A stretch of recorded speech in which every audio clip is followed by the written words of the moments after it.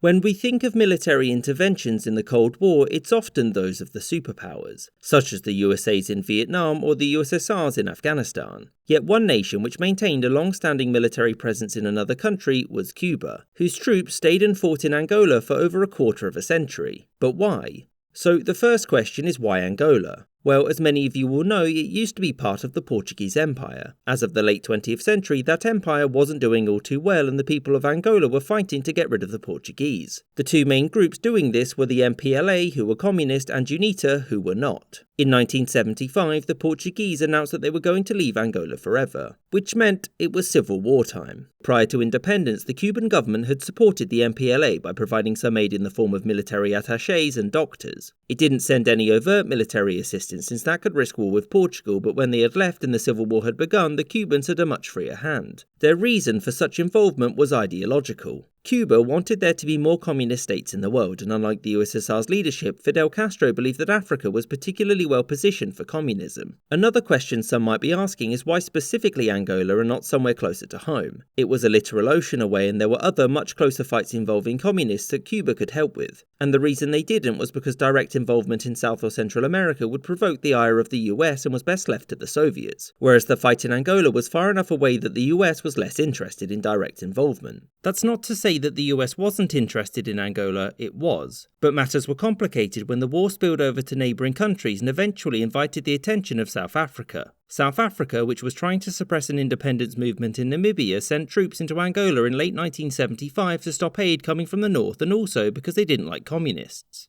The MPLA didn't fare too well against South Africa's troops, and so Castro decided to directly intervene. And at this point, the Angolan Civil War largely became a proxy war between South Africa and Cuba. South African involvement did make intervention by the US much more difficult, since apartheid was not popular internationally, and so the US directly aiding the country and forcing it was not a good look. After a couple of years, Angola proper was mostly secured, and South Africa had retreated. The Civil War expanded again, and in 1983, South African troops returned to aid UNITA. And Cuba responded to this by sending tens of thousands of its own soldiers to Angola. Years of continuous fighting culminated in the 1987 Battle of Cuito-Cuanavao, which was a decisive MPLA-Cuban victory. And after this, Angola, South Africa and Cuba decided to negotiate because this war was getting expensive and also South Africa was losing. Here it was decided that the MPLA would be the ones to run Angola, South Africa would leave and Cuba would withdraw its military forces. Direct foreign involvement in the Angolan Civil War was now mostly over, and Cuba had achieved the long-term changes in Angola that it wanted, for about a year, when the MPLA dropped its commitment to communism, but still a good effort.